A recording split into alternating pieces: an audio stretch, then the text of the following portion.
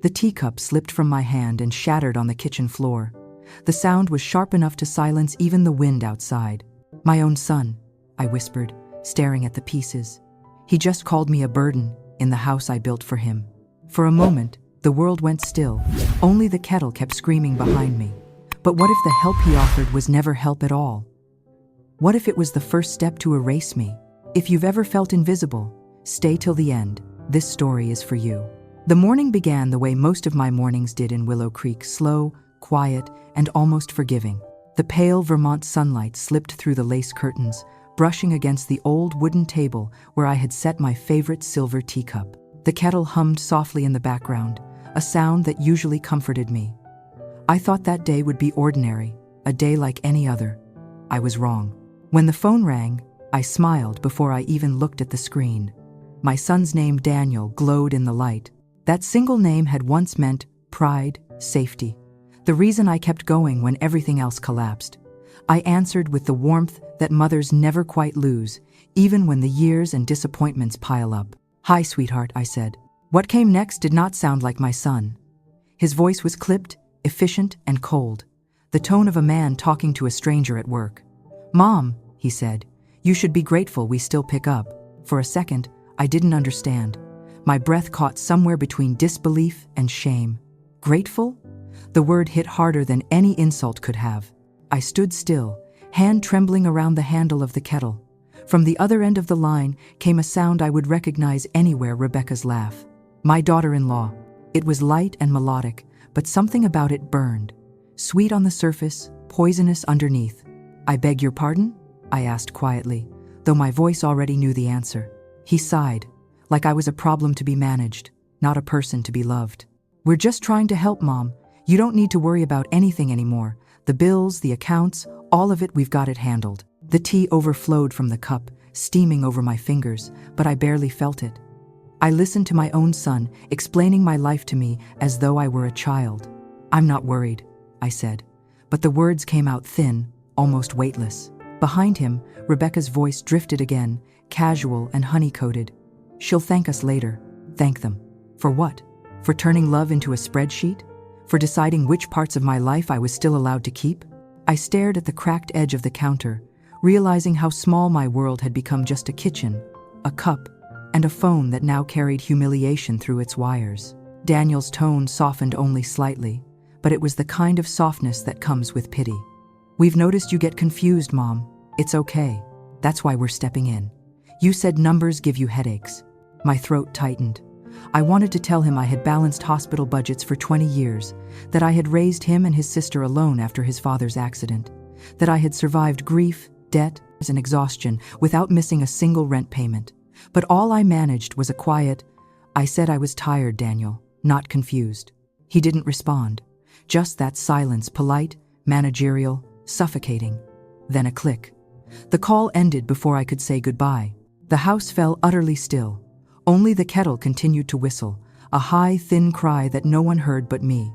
I set it down and pressed my hand to the counter, trying to steady my breath. For a long time, I stared at the phone screen, his name still glowing, as if waiting for me to call back. I didn't. The word grateful lingered in the air like smoke after a candle burns out. It was supposed to mean appreciation, warmth, love returned. But today, it felt like something else entirely, a leash disguised as kindness. It tasted like surrender. I looked around the kitchen that Daniel and Rebecca had painted last year. The pale blue walls, the new dishwasher they insisted on installing, the drawers labeled for efficiency. Every corner of this room whispered their fingerprints. My own touch, the one I had built over 40 years of work, was fading. I suddenly realized I had stopped leaving fingerprints at all. Outside, a gust of wind shook the maple leaves loose. I watched them tumble across the porch, gold and fragile, landing wherever the air chose to drop them. For the first time, I saw myself in them. The tea had gone cold, but I took a sip anyway. The bitterness stayed longer than the warmth ever had. I wanted to believe that Daniel's words came from love, that his voice was merely tired, that Rebecca's laugh was misunderstood. But deep inside, a small and steady truth began to stir.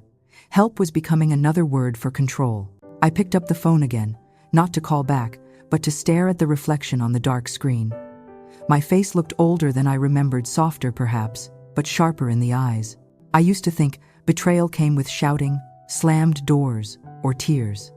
Instead, it arrived quietly, dressed in polite sentences and patient voices. On the table beside me lay an envelope Daniel had mailed the week before, something about joint access for convenience. I had planned to read it later, after my morning tea. Now I picked it up, the paper smooth beneath my fingers, my name printed neatly in black ink at the bottom line. For a moment, I considered signing it, because that's what mothers do, they trust. But the memory of his words echoed again. You should be grateful we still pick up. I placed the pen down. Not today. The sun shifted slightly, catching the broken teacup on the floor, and the light split across the shards like small mirrors. Each one seemed to hold a different version of me, the nurse who worked through her husband's funeral, the mother who skipped birthdays to pay tuition, the woman who never once complained. All of them were staring back now, asking the same question. When did gratitude become obedience? I didn't have an answer. I only knew the silence that followed wasn't peace anymore. It was the beginning of something new, something unsettled and sharp. I wiped the counter, swept the floor, and turned the kettle off. The air felt colder, thinner. My hands were steady now, not trembling. I carried the cracked cup to the sink and whispered to no one. I've been grateful long enough. Outside, a crow landed on the porch rail, tilting its head toward me, as if it had heard. In that strange, still moment, I knew this was not just a bad morning. It was the first sign that love, if twisted enough, can sound like management, and that politeness can kill more quietly than cruelty ever could. If you've ever felt unappreciated by the ones you love, stay till the end. This story is for you. I used to wear white every day, not out of vanity, but because the uniform demanded it. White shoes, white cap, white silence. At Burlington General Hospital, I spent half my life under fluorescent lights, measuring heartbeats, steadying breaths, holding hands that would never hold anyone again. I was good at it. Calm. Efficient. The kind of nurse people trusted when things fell apart. Back then, saving others was easy. Saving myself came later, and much harder. I remember the day they called about Michael's accident. He was 48, driving home from a late shift at the factory when a truck ran a red light. They said he died instantly. I never believed that part. Nothing about death feels instant. It stretches. It expands until it fills every corner of a house. 3 weeks later, I went back to work. People said it was too soon, that I should rest. But grief doesn't pay the bills, and mortgages do not wait for hearts to heal. I wore the same shoes, carried the same clipboard, smiled the same professional smile. Only my hands betrayed me. They trembled when I touched anyone's pulse. At night, when the children slept, I opened a small blue notebook at the kitchen table. I titled it, Expenses and Love. Every page carried a calculation of survival, gas, groceries, tuition, a column for what I owed, and a smaller one for what I wished I could give. I kept that notebook for years, still do. It sits in the top drawer of the desk. Daniel now calls his office when he visits. I raised him alone after his father died. I thought love was enough. I was wrong. Sometimes I imagine what my life looked like from the outside. A woman in scrubs, always moving, always smiling, always tired. But there were nights when I'd park in front of the house after a double shift and just sit there, the car engine ticking, the world outside asleep. I'd watch the light in Daniel's window flicker as he stayed up studying, and I'd tell myself it was worth it. Every sacrifice, every ache. When I finally walked inside, the smell of detergent and paper filled the air. The children's backpacks lined against the wall, a reminder of purpose. I would tuck Lily's hair behind her ear, kiss Daniel's forehead, and whisper, "One day, you'll understand." Now I know that day never really comes for some children. The house was quiet again. Only the ticking clock dared to speak. One evening, years later, I found Daniel's old report card tucked between the pages of the notebook. He had written at the bottom, in crooked letters, "For Mom, who fixes everything." I smiled then, proud and exhausted. Maybe too proud, because somewhere along the line, I mistook usefulness for love. Rebecca once said, "You've done enough, Mom. Let us take it from here." She meant it kindly, or at least she wanted it to sound that way. I remember nodding, pretending it felt like relief, but it didn't. It felt like being retired from your own life. I still wake early, out of habit. Old nurses do that. The body learns the rhythm of urgency. Dawn comes, and you're already listening for alarms that no longer belong to you. That morning, after Daniel's call, I sat by the window and watched the fog rise from the fields. The air smelled of wet soil and something faintly metallic. The world was moving on, as it always does. My hands rested on my lap, palms open, empty. I had spent a lifetime catching the falling pieces of everyone else's pain. I never noticed how quietly my own had settled. When people think of nurses, they imagine strength. But real strength is quieter. It is choosing to keep going when no one sees you. It is knowing that compassion can turn into exhaustion and still showing up. I gave everything to the idea of family. I traded birthdays for paychecks, sleep for stability. When my knees began to ache, I told myself it was just the cost of endurance. But lately, I have begun to wonder how much of that endurance was love and how much was fear. Fear of becoming unnecessary, fear of being alone. Sometimes at night, I open the old notebook and run my fingers over the faded ink. The words blur under my touch, but I still remember every number. Rent, tuition, braces, Christmas gifts, all the invisible ways a mother says, "I will not let you fall." Now those same children look at me and see weakness where there was once sacrifice. That realization does not bring tears, only stillness, the kind that settles deep inside your ribs, heavy and calm. If this moment touched you, share it. Someone out there might need it today. In the distance, a train whistle cuts through the air. The sound is familiar, steady, comforting. It reminds me of nights spent on call, when the world outside was still awake, waiting for something to happen. Back then, I always knew what to do. Apply pressure, stop the bleeding, keep the heart steady. But there is no manual for a mother's heartbreak. I pour myself another cup of tea, though it tastes faintly of sorrow. The steam fogs my glasses, and for a brief second, I see two worlds overlapping: the nurse who once saved lives and the woman now learning to save her own. The house holds its breath, the light shifts against the floorboards, and somewhere deep inside me, an old, forgotten part stirs awake, whispering that survival is not the same as living. I close the notebook and sit in the stillness, listening to the echo of my own heartbeat. It is softer now, slower, but it is mine. It began with a kindness. That is how most cages are built. After my husband died, I learned to find comfort in the illusion of control. Every bill paid on time, every receipt neatly folded in the drawer. When Daniel offered to help, I hesitated only a moment. He said it was just temporary, a shared account to make things easier. Rebecca smiled in that polished way of hers, all compassion and efficiency. "You've done enough, Mom," she said, touching my arm. "Let us carry some of the weight." I wanted to believe her. The idea of not worrying about payments, of letting someone else handle it for once, sounded almost like peace. So I signed. First a small document for joint access, then another for the credit card. They called it convenience. I called it love. For a few months, it even felt like love. My mailbox grew lighter. The bills stopped piling up. Daniel called more often, asking if I needed anything. Rebecca sent pictures of their new house, their weekends by the lake, the baby they said they might have one day. I thought, perhaps foolishly, that this was what family looked like: help shared, burdens lifted. Then one morning, I noticed something strange. The bank envelope that usually arrived on the first of every month did not come. I told myself it was a delay. The post office was slow in winter, but by the next month, it still hadn't come. I checked the mailbox twice that day, once in the morning and once after dark, as if letters could change their mind about arriving. On the third month, I called the bank. A young woman with a cheerful voice told me the statements were now being sent to Daniel's address, for convenience. The word echoed like a mockingbird. Convenience.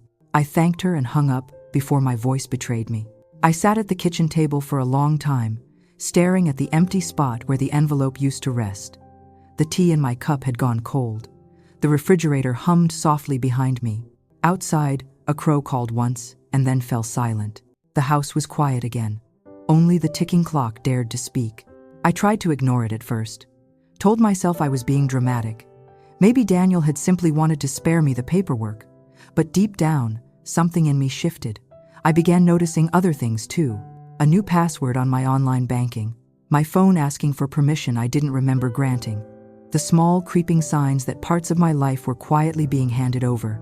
When I asked Daniel about it, he brushed it off. "It's all linked now, Mom. You don't have to worry about any of that." His tone was patient, the way people speak to someone they have already decided is fragile. "We just thought it would be easier this way." Easier for who? I wanted to ask, but the words stayed in my throat. Later that week, I received a small card in the mail. It was a new debit card, my name embossed beneath Daniel's. I turned it in my hands, tracing the letters. They looked official, impersonal. Shared ownership, they called it.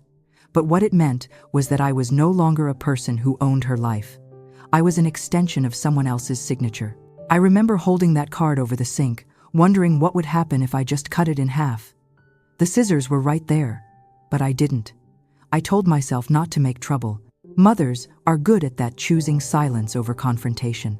That night, I couldn't sleep. I lay in bed, listening to the old pipes groan in the walls. Every creak sounded like a reminder that the house, like me, was growing older and more dependent. I thought about Michael, how he used to leave notes on the kitchen counter that said, "Paid the gas bill, love you." It was a simple thing, but it made me feel safe. I wondered what he would say if he saw how carefully I had handed that safety away. The next morning, I walked to the small oak cabinet in the hallway. Inside was the notebook labeled "Expenses and Love." I opened it, and the pages smelled faintly of dust and ink. I hadn't written in it for months. My handwriting looked older, thinner, like it had lost some of its certainty. I tried to balance the numbers again, but the figures didn't match. Some payments were missing. Others were made twice. My stomach tightened. I picked up the phone to call Daniel, then set it down again. What would I say? That I didn't trust him? That I thought love had a limit and we had reached it? I closed the notebook and pressed my hand to the cover. The leather felt warm, almost alive. "Love doesn't always leave bruises," I whispered. "Sometimes it just changes your mailing address." Outside, the wind moved through the trees. The branches scraped gently against the roof, a slow, patient rhythm. The kind of sound that fills the silence when words run out. If this moment touched you, share it. Someone out there might need it today. Days passed. Daniel's calls became shorter, more functional. "Did you get your meds? Is the heater still working?" I answered politely, like a tenant reporting to a landlord. I caught myself thanking him too often, apologizing for small things. Once, I said thank you after he reminded me to take my blood pressure pills. The absurdity of it hit me later. Gratitude had become my default language. Then came the night I realized what had truly happened. I was paying for a streaming subscription I had never signed up for. When I checked the statement, the account name read, "Joint Household, Managed by R. Harlow." I stared at it until the letters blurred. Managed. The words stripped me clean of ownership. I sat back in the chair, breathing carefully, afraid that if I moved too fast, the pieces of myself still left would scatter. The refrigerator hummed again, softer this time, as if it too had learned to be careful. It was late when I finally spoke out loud. "I think I'm disappearing." The room did not argue, it only listened. The lamp flickered, the air held still, and for a heartbeat, I could almost hear my own absence. That was the night I understood. Help, when wrapped too tightly, becomes a leash. And love, when measured in control, starts to feel like ownership. The house was quiet again. Only the ticking clock dared to speak. The first time I noticed the family photograph hanging crooked on the wall, I thought it was just the draft from the hallway. It had always been there above the piano, framed in walnut, the colors fading where the sun reached it each afternoon. Daniel was about 12 in that picture, his smile wide, his arm thrown around his sister's shoulders. Michael stood beside me, his hand resting lightly on my back. We looked like a family that believed in forever. Now, years later, the frame leaned slightly to one side, the same way my life seemed to tilt.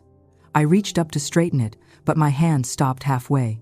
The dust along the edge was thick. No one else had noticed. Or maybe no one cared to. That photograph used to remind me of everything we had survived. Now, it reminded me how quietly things fall apart. When I was a girl, I watched my own mother surrender her life in small, invisible ways. After my father died, her brother handled her pension for safety. She never complained. She called it convenience. The word still makes my stomach tighten. Each summer, she would sit in her armchair with a fan instead of turning on the air conditioner, afraid of raising the electric bill. She'd whisper, "It's fine. I don't need much." I remember watching her thin hands fold the same bill twice before slipping it back into her purse. I promised myself I would never be like her, but I see her now every time I stay quiet. That realization came to me one afternoon as I stood in my living room, staring at that crooked frame. The light slanted across the carpet, painting long bars of shadow. It felt like standing in a cell I had built myself. I sat down on the couch and tried to remember the last time someone had asked what I wanted instead of what I needed. It had been years, maybe decades. I thought about how easily silence disguises itself as strength. I told myself I was keeping the peace. But peace, I was beginning to learn, can feel a lot like surrender when only one side benefits from it. I tried to read, to distract myself, but the words swam on the page. My eyes kept drifting to the photograph again. My son's smile looked different now.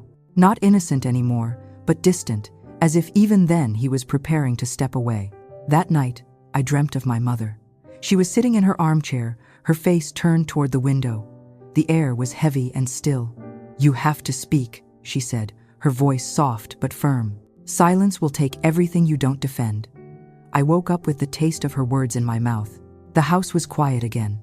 Only the refrigerator hummed, and the faint click of the thermostat reminded me that the air conditioner was running.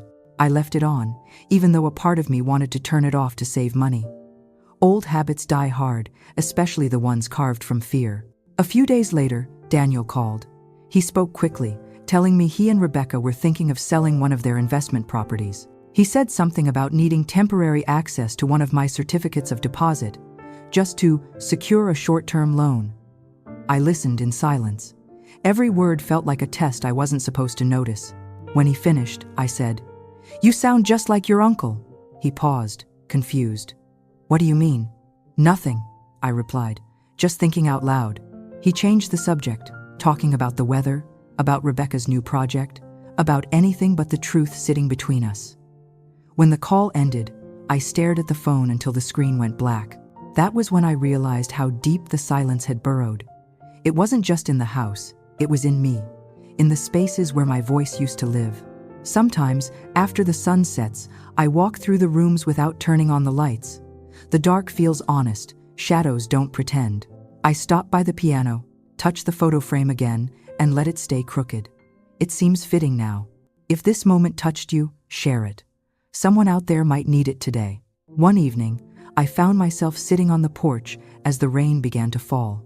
The air smelled of earth and metal, the kind of scent that reminds you of what remains when everything else is washed away. I watched the water drip from the railing, one slow drop after another. I thought about how silence feels exactly like that, soft, steady, eroding you bit by bit until you no longer notice what is missing. I remembered a night from years ago when Michael was still alive. We had argued about something small, probably money. I had stayed quiet then too, letting him believe he was right. Later, he came to bed and took my hand in the dark. "You're the strongest person I know," he said. I had believed him then. Now, I am not so sure. Strength and silence are the same thing. Inside, the clock ticked, marking the minutes I would never get back. I stood and looked once more at that photograph. The family it showed no longer existed, but part of me still waited for it to breathe again. I turned off the light and whispered into the dark, "You taught them not to need you, and they learned too well." The room answered with stillness. The air conditioner clicked off, and for a brief, suspended moment, there was nothing. No hum, no ticking, no sound at all. Only the echo of my mother's warning, soft and unrelenting. "Silence will take everything you don't defend." It started quietly, like most storms do. That morning, the light came through the kitchen window in long, pale strips. Dust floated in the air, moving slow, as if time itself had grown cautious. I had been staring at the same cup of tea for nearly an hour when I decided to call Daniel. The decision felt small at first, but my hands trembled as I reached for the phone. I told myself it was only curiosity. I just wanted to see the statements, to make sure everything was fine. But deep inside, I already knew I was testing something larger than a balance sheet. He answered on the second ring, his voice brisk, confident. "Hey, Mom. What's up?" "I'd like to see the bank statements this month," I said. The silence that followed was the kind that does not belong in a family. I could hear him breathe, could almost imagine the crease forming between his eyebrows. Then he sighed, that heavy, professional sound people make before giving bad news. Mom, you just get confused. Rebecca will handle it. Confused. The words struck like a slap. I sat back, the edge of the chair digging into my spine. For 40 years I had worked as a nurse, managing medication dosages, ventilator settings, and hospital budgets. Confused was what I helped others recover from, not what I had become. Something inside me hardened. I could almost hear the sound of a line snapping, a cord that had stretched too far for too long. Daniel, I said slowly, I'm not confused. I'm asking a simple question. He tried to soften his tone, but I could hear the irritation simmering beneath. There's really nothing for you to worry about. Everything's on autopay. Rebecca's got it covered. Autopay. Covered. Words that once meant safety now sounded like bars on a cage. Please send me the statements, I said again. I want to see where things stand. He laughed lightly, as though I had made a joke. Mom, you don't need to stress yourself. These things are complicated. The sound of his voice made my chest tighten. I had taught him to tie his shoes, to hold a fork, to drive. I had written the first check for his college tuition. Now he was explaining life to me as if I had never lived it. I felt the heat rise in my face. I used to manage an entire ward of critical patients, Daniel. I think I can handle a bank statement. He paused again. You're getting defensive, he said softly. We're just trying to make life easier for you. That was the moment something in me shifted. His words had a tone I recognized too well, the tone doctors used when explaining a terminal diagnosis. Calm, distant, final. I took a breath. Don't mistake tired for helpless. The sentence hung in the air, still and sharp. I didn't raise my voice. I didn't have to. I wanted him to hear the weight of it, to feel the years behind those words, the double shifts, the sleepless nights, the quiet strength that had carried both of us through every storm. He didn't answer right away. When he finally spoke, his voice was cautious. Mom, I didn't mean it like that. But the damage was already done. The air between us had changed. I could almost hear it, that subtle shift when love begins to defend itself. The house was quiet again. Only the ticking clock dared to speak. When we hung up, I sat at the kitchen table, hands resting flat on the surface, as if steadying myself against the world. The tea had gone cold again. The light had shifted from gold to gray. I looked around and realized the house felt smaller, as if it too was holding its breath. For years, I had confused peace with obedience. I had called silence maturity, restraint, wisdom. But at that moment, I understood that silence had only made me invisible. Later that evening, Rebecca called. Her voice was sweet, careful, coated in sympathy. Hi, Mom. I heard you wanted to see the statements. You know, we just want to help. Sometimes the numbers can be confusing. You wouldn't want to make a mistake. I closed my eyes and pictured her face. That patient smile she wore whenever she spoke to me, the one that felt like being patted on the head. Send them, I said, or I'll ask the bank myself. Her voice faltered just enough to let the truth slip through. Of course, Mom, we'll handle it. Then she hung up. I sat there for a long time, listening to the hum of the refrigerator. The sound was steady, mechanical, loyal. It reminded me that machines never pretend to care. If this moment touched you, share it. Someone out there might need it today. That night, I didn't sleep. I walked through the house barefoot, my fingers brushing along the walls as if I could find strength in their texture. The air smelled faintly of lemon polish and dust. On the living room shelf, the crooked family photograph caught my eye again. I left it crooked this time. It seemed truer that way. I thought of my mother again, sitting in her chair, whispering that silence will take everything you don't defend. I had not listened then, but tonight, her words felt like breath on the back of my neck. I poured another cup of tea, sat down, and opened the notebook titled Expenses and Love. My handwriting filled the pages, steady and deliberate. Proof that I had existed, that I had kept things alive. I traced each line slowly, letting the ink pull me back to the woman I used to be. Outside, the wind picked up. The branches scratched against the window like fingers asking to be let in. The house held its breath again. I felt something rise inside me, not anger exactly, but clarity. They had mistaken my exhaustion for surrender. And for the first time in years, I realized I was not finished fighting. The night grew still. The light from the lamp spread across the table, catching the edges of the notebook. I closed it gently and whispered to the empty room, "Not this time." The house was quiet again. Only the ticking clock dared to speak. It arrived on a Tuesday, the kind of day that pretends to be ordinary. A thin, white envelope lay among the grocery flyers and utility bills, the company logo printed neatly in the corner. I almost threw it away. My name was printed too carefully, the letters small and professional. Something in me hesitated. I tore it open with the butter knife beside my plate, the sound crisp and clean, like something final being decided. Inside was a single sheet of paper, confirmation of beneficiary update. At first, I didn't understand what I was reading. I blinked at the text, my eyes scanning each line twice. Rebecca Clark, listed first. Daniel Harlow, listed beneath her. My name appeared only once, in the corner, beside a signature that looked eerily familiar. It was my name, written in my hand, except it wasn't. I stared at it for a long time, tracing the false curve of the M, the loop of the G that was slightly too round. My stomach tightened. I felt the blood rise to my ears, a low hum filling the quiet. My hands began to shake, but not from fear, from the recognition of betrayal dressed up as efficiency. I picked up the phone and dialed the number printed at the bottom of the page. It rang 3 times before a woman's voice answered, cheerful and detached. "Thank you for calling Northline Insurance. My name is Denise. How can I help you today?" "My name is Margaret Harlow," I said, trying to keep my voice steady. "I just received a notice about a beneficiary change on my policy. I didn't authorize it." There was a pause, the sound of typing in the background. "Let me check, Mrs. Harlow. Yes, I see the update here. It was done digitally through your client portal." "I don't have a client portal." "According to our records, you do," she replied, still polite, still smiling through the line. "It shows 2-factor verification completed via your phone." My phone. The same one Daniel had helped me update last week when the Wi-Fi stopped working. I remembered standing at this very counter, watching him press the screen with that easy confidence of his. "Just click OK, Mom. It's for the router update." I had done it without thinking. A simple press of a button. I even thanked him for helping me. I gripped the phone tighter. "Could you tell me when this update was made?" "Last Wednesday," she said. "Everything looks in order." Everything looked in order. The phrase echoed like an accusation. When I hung up, I felt the silence of the house surround me, thick and close. The refrigerator hummed once, then stopped.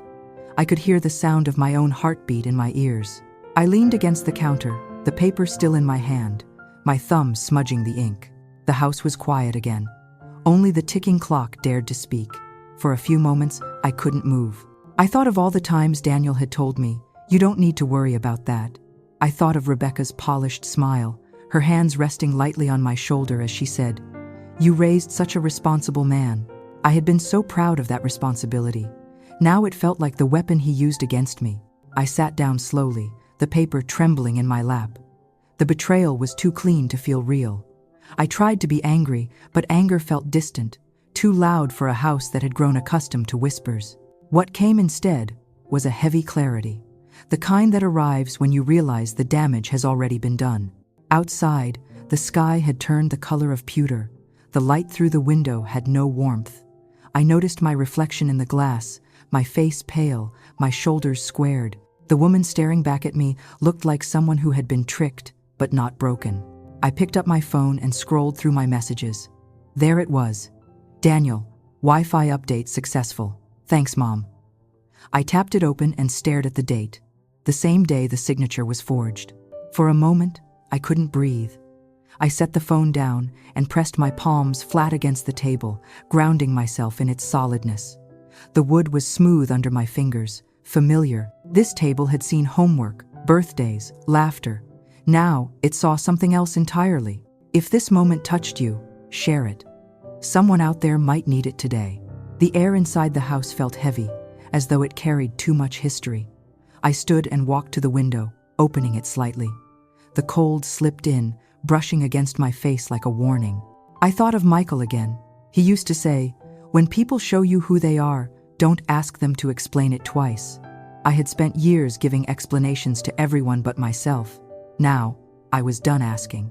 The betrayal did not destroy me. It woke me. I looked at the phone lying on the counter, its dark screen reflecting my face. That small, glowing rectangle, had been the tool of my undoing.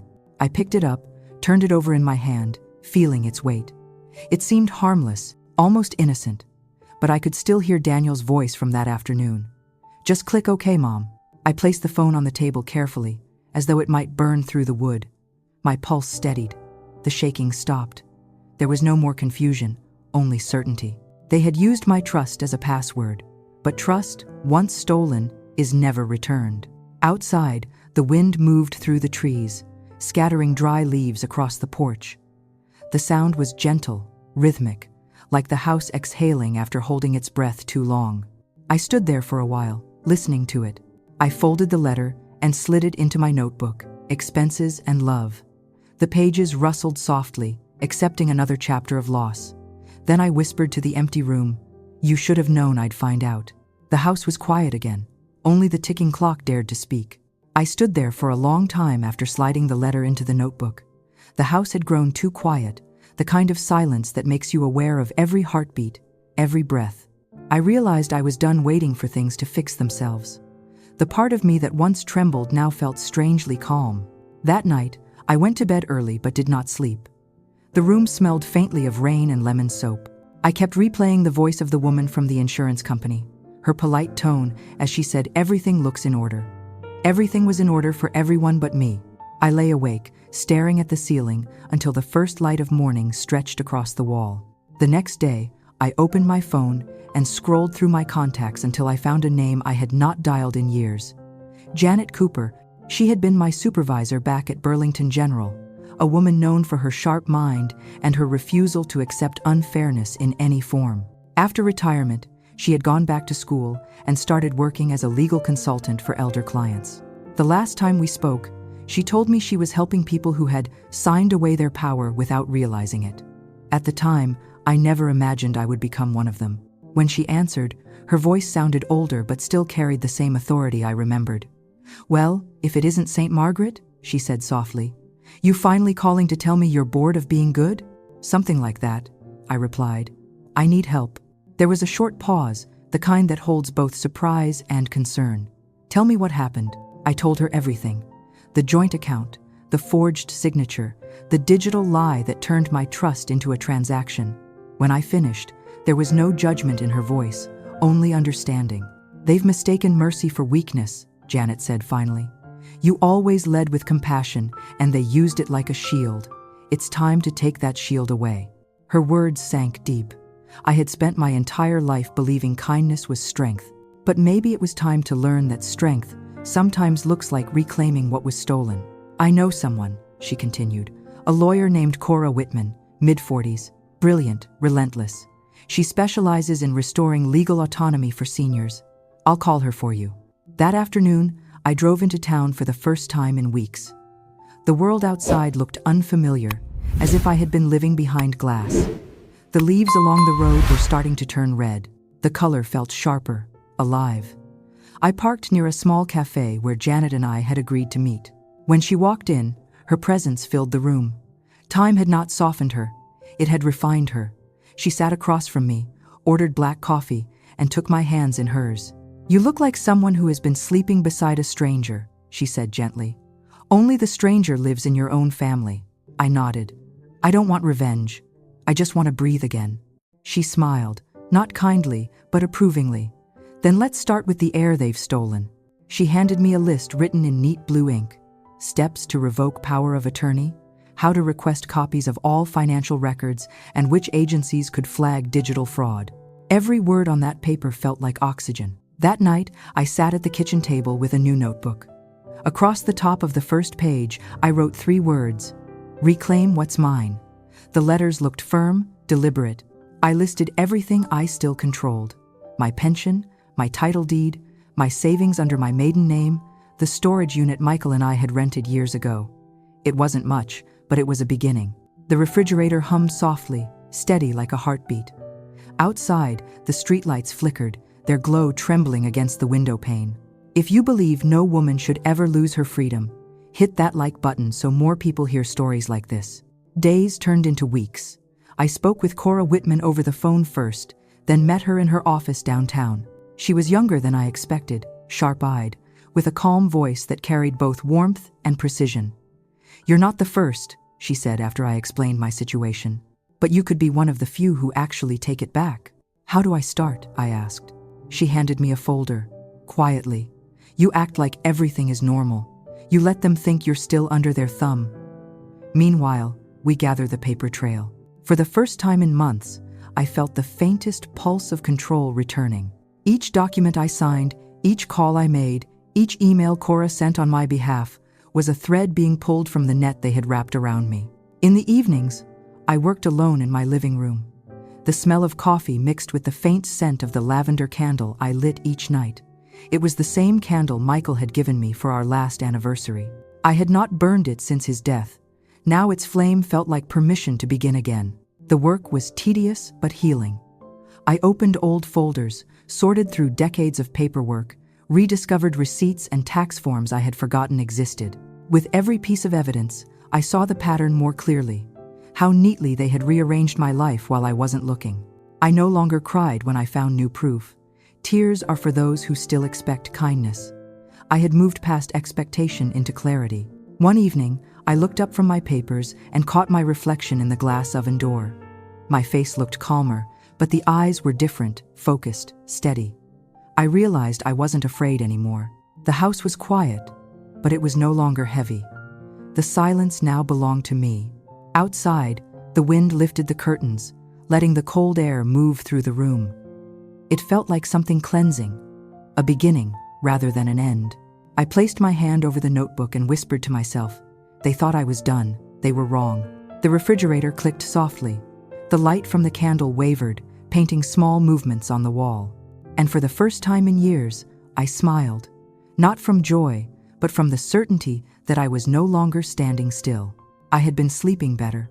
Not deeply, not like before, but enough to wake without dread.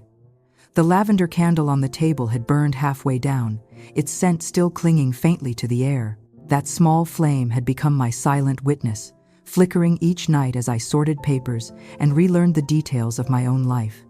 I was beginning to feel something I had not felt in a long time: steadiness. One Saturday morning, as the sun stretched pale over the porch, I heard the crunch of tires on the gravel driveway. I wiped my hands on a towel and stepped outside, half expecting a delivery. Instead, there she was, Emily, my granddaughter, standing by her small red car with a paper bag in her hand. She smiled shyly, her long hair pulled back, eyes bright with something that reminded me of her mother at that age. "Grandma," she said, "Mom sent cinnamon rolls, fresh from the bakery." I smiled, though a wave of unease followed. Visits from family had become rare since Daniel and Rebecca began managing my affairs. Emily's presence felt both comforting and dangerous, like a door I had closed now swinging open. Inside, we sat at the table, the smell of cinnamon and sugar filling the air. The same table where I had written those 3 words weeks ago: "Reclaim what's mine." The sunlight fell across her face, and for a moment, I could almost believe she had come only for breakfast. But then she spoke. "Uncle Daniel was at Mom's last week," she said casually, tearing a piece of bread. "He was bragging about how he's managing your life now, said you don't have to lift a finger anymore." Her words fell like stones into the quiet. I looked at her, but she wasn't being cruel. She was simply repeating what she had heard, unfiltered and honest. I placed my cup down carefully. "He said that?" "Yeah," she nodded, her brow furrowing. He sounded proud, like it was an accomplishment. The air in the room thickened. I didn't answer right away. I studied her face instead, the blend of innocence and fire that comes with 17. She had Michael's eyes, steady and searching, the same shade of gray before a storm. Finally, I spoke. "Emily, I want to show you something." I stood and crossed the room to the drawer beside the sink. Inside, under a small stack of envelopes, lay my tablet. I hadn't touched it in weeks. When I turned it on, the screen lit up with the familiar homepage, the one Daniel had once insisted on organizing for me. My hands hesitated above it. Then I slid it across the table to her. "Can you help me trace this login?" I asked quietly. Her expression changed. Curiosity sharpened into focus. "Finally," she said, grinning a little, "something useful." For the next hour, we sat side by side, the generations collapsing between us. Her fingers moved quickly across the screen, opening files, checking histories, following the faint trail of digital footprints left behind. I watched her, amazed at how effortlessly she navigated what felt like a maze to me. Every click seemed to peel back another layer of deceit. She pointed to a record on the screen. "Here," she said. "These access points are all from the same IP address. It's registered to Rebecca's business email." I leaned closer, the letters blurring for a moment before my eyes refocused. "So they've been doing this from their home?" "Looks like it," she said, her tone now more serious.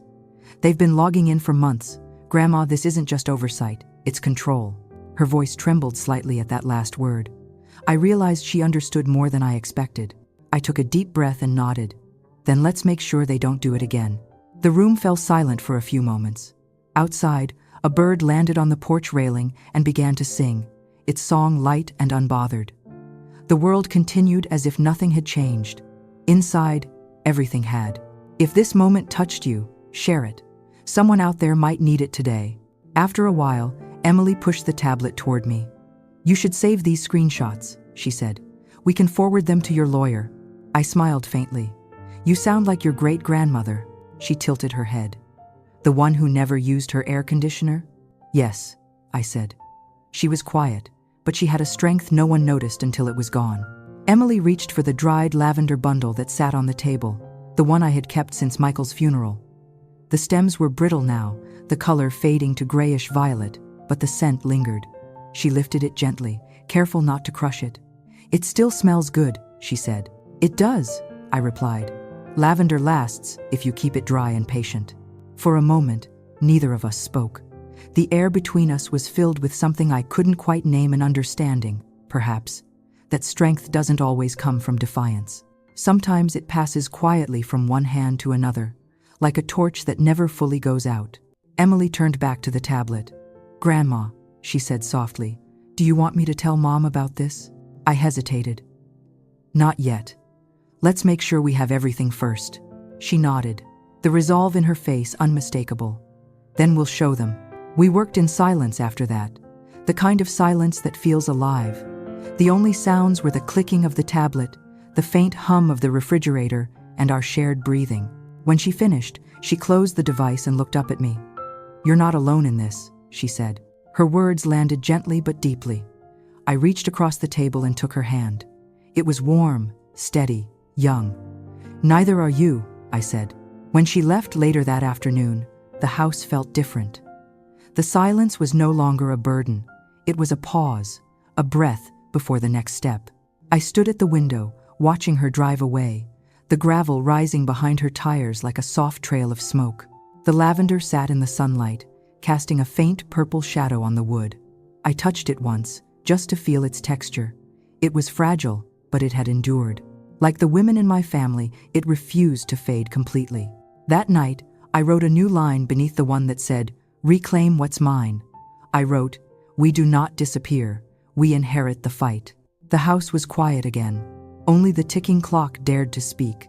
After Emily left that afternoon, the air in the house felt lighter, almost electric. For the first time in months, the silence didn't suffocate me. It waited, expectant, as if the walls themselves were holding their breath. That night, I opened my notebook again. Under the line, "We do not disappear, we inherit the fight," I added one more. "Tomorrow, I start finishing what they began." The next morning, I rose early. The sky outside was still gray, a thin mist curling over the garden. I made coffee strong enough to steady my hands, and then gathered every document I had left: the property deed, the savings account information, the remaining pension statements. I packed them neatly into a folder and drove into town before the bank even opened. The teller recognized me immediately. "Good morning, Mrs. Harlow," she said with a practiced smile. "How can I help you today?" I placed the folder on the counter. "I need to transfer all my accounts back into my maiden name," I said. Her eyebrows lifted slightly, but she didn't question me. "We can certainly do that. Do you have identification?" "Yes," I said, handing it over. My voice did not shake. For the next 2 hours, I signed papers, revoked authorizations, and updated addresses.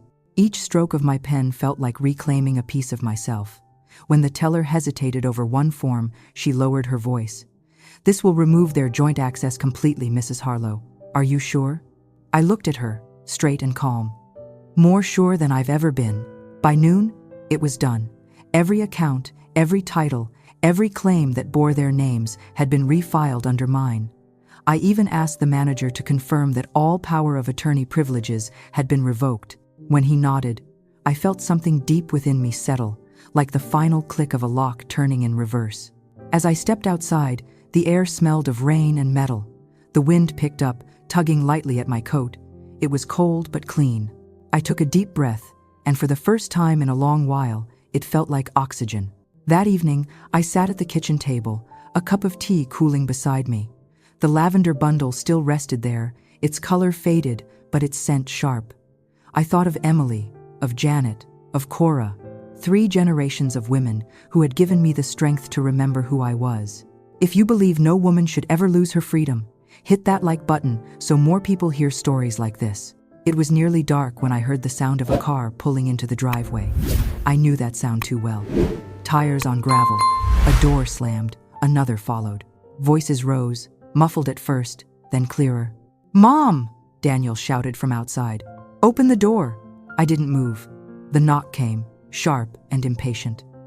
I stood slowly, set down my cup, and opened the door.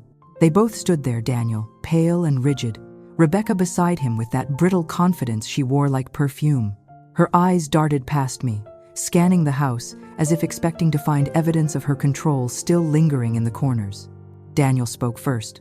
"We just checked the accounts. You can't just move the money like that." I met his gaze, steady and quiet. "You taught me how," I said. "I just applied it." The words hung in the doorway, clean and final. Rebecca blinked, her mouth parting slightly, but no sound came. Daniel's face went through a dozen emotions at once: shock, anger, disbelief, and finally something close to shame. "You don't understand what you've done," he said, his voice cracking under the weight of his own certainty. "Oh, I understand," I replied softly. "I understand perfectly. You wanted convenience, so I gave it back to you." The wind outside rose suddenly, sweeping across the porch. The sound of it filled the silence between us. Inside, the house remained still. The lavender on the table trembled slightly, its dry petals holding firm. Rebecca stepped forward. "Mom, this isn't healthy. We were protecting you." I tilted my head. "From what?" "From mistakes," she said. "I've made plenty," I answered. "But this isn't one of them." Daniel's voice lowered. "We were trying to make things easier for you." I looked at him, at the boy who used to hold my hand on the way to school, who used to cry when he scraped his knee, who once promised me he'd always take care of me. "You did," I said quietly. "You made it easy for me to remember what I'm capable of." Neither of them spoke. The silence between us felt different now, no longer heavy, but hollow, like a space being cleared for truth.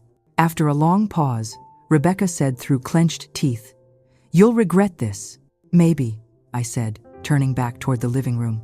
"But at least it will be my regret." They left soon after. The sound of their car faded down the street, swallowed by the wind. When the last echo disappeared, I stood in the doorway, breathing in the quiet. The house didn't feel empty anymore. It felt earned. The clock ticked in the background, soft and deliberate. I picked up the lavender from the table and held it close. The scent was faint now, but still alive. I smiled. Freedom doesn't roar, it breathes. That night, I sat at my desk with the window open. The air smelled of wet earth and the first whisper of spring. I lit the last of the lavender candles and watched the flame flicker. My hands no longer trembled. For years, I had mistaken endurance for love. I had thought survival was enough. But now, in the calm that followed the storm, I understood something truer. Love is not obedience. Peace is not silence. Freedom is not given, it is taken back, one signature at a time. The candle's flame steadied, bright and unwavering. I closed my notebook and whispered to myself, "You are your own witness now." The house was quiet again. Only the ticking clock dared to speak.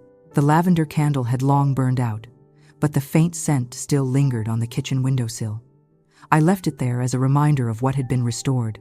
The house was mine again, quiet and uncluttered, filled with a calm that did not ask permission to exist. I had stopped checking the mailbox for apologies. None had come, and I no longer needed them. Weeks passed, then months. The air softened with the arrival of spring. My garden began to bloom again, timid at first, then proudly, as if it too had been waiting for permission to live. I found peace in the small rituals of each day, watering the plants, walking to the end of the lane, brewing tea just the way I liked it. Life had returned to its natural rhythm, measured not by obligation but by choice. One afternoon, as I sat reading on the porch, I saw a car slowing down at the gate. The familiar crunch of gravel stirred something old inside me. For a moment, I thought I might be imagining it, but then the car door opened and Daniel stepped out. He looked thinner, older, the weight of months resting behind his eyes. In his hands, he carried a small potted fern. Its leaves drooped slightly, as if uncertain of their place in the sun. He walked toward me with careful steps. When he spoke, his voice was quiet. "Mom," he said, "I'm sorry." I watched him for a long moment before answering. "I know," I said softly. Then I added, "But I'm not giving anything back." He nodded once, the corners of his mouth tightening. It wasn't anger I saw in him this time. It was understanding. He sat down on the porch steps, setting the fern between us. The wind moved gently through the trees, stirring the leaves like a whisper neither of us could quite hear. We didn't talk about the money, the documents, or the betrayal. There was no point. Those things had already been accounted for, not in ledgers or balances, but in lessons learned. Instead, we talked about smaller things: the weather, his children, how Rebecca was starting a new job in another city. Each word was a slow bridge over a river that no longer raged. At one point, he looked up and said, "You've changed." "Yes," I said. "Finally." He smiled, a faint, weary curve of the lips. "I didn't mean for it to go that far. Rebecca said it was just to make things easier. I thought we were helping." I let his words settle in the air. Then I said quietly, "You can't help someone by erasing them, Daniel. Love that takes away choice isn't love at all." He nodded again, eyes wet but steady. "I understand that now." For a long while, we sat in silence, the kind that holds neither guilt nor accusation, only the fragile recognition that something broken can still exist in a different shape. When he left, he hugged me. It was not the possessive hug of a son claiming to protect his mother, but the gentle embrace of one human acknowledging another. I watched as he walked back to the car, the fern cradled in his hands like something he hoped to keep alive. The house was quiet again. Only the ticking clock dared to speak. In the evenings, I often sat on the porch with a cup of tea. The same silver cup I had used the morning Daniel called me ungrateful. Its surface had dulled with time, scratched and tarnished, but when the sunlight hit it just right, it still caught a glimmer of brightness. I would lift it, watching the reflection of my face curve across the metal. It no longer looked tired, it looked free. Freedom, I realized, does not come wrapped in triumph. It arrives quietly, like the breath you take after holding it for too long. If this story touched your heart, share it. Let's remind the world that dignity has no age limit. Sometimes, neighbors stopped by now. Mrs. Bloom brought tomatoes from her garden. The mailman lingered a few extra seconds to ask how I was doing. People began to notice me again, not as a fragile widow or a woman who needed help, but as someone who had survived herself. I wrote letters to Emily, too, sending her small notes and pressed lavender petals between the pages. She replied with pictures from her school projects, stories about her friends, her plans for college. In each exchange, I felt the steady thread of strength passing forward, binding us in a quiet inheritance that required no explanation. One evening, as the sky turned gold over the yard, I brewed a new pot of tea. The scent filled the air, warm and familiar. I carried my silver cup outside and sat on the porch. The light caught its rim, reflecting a soft circle of gold across my hands. The same hands that had once signed away power now rested freely on the armrest of my chair. In that reflection, I saw not a woman who had been betrayed, but one who had come back to herself. I thought of all the moments when I had stayed silent out of love, and how that silence had nearly cost me everything. Now, I understood what love truly required. Not obedience, not sacrifice, but honesty and boundaries drawn from courage. The wind moved gently through the lavender by the fence, carrying its scent across the porch. I breathed it in and closed my eyes. The world was the same, yet everything had changed.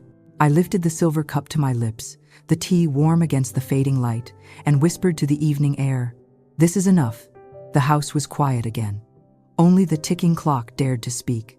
I once believed kindness was the same as silence, that love meant saying yes even when it hurt. But I have learned that mercy without boundaries is just another form of surrender. Freedom, I discovered, is not something you're given. It's something you take back the moment you decide you are enough. Dignity is not what others grant you. It's what you refuse to let them take. If this story touched your heart, whisper your own truth. Tell someone what you've survived. Like, share, and subscribe if you want to keep walking beside stories like this. Stories that remind us we are never too old to begin again. Would you have done what I did? Tell me in the comments. I read every one. And next time, we'll meet another woman who must choose between silence and justice, and learns that sometimes even forgiveness has a cost.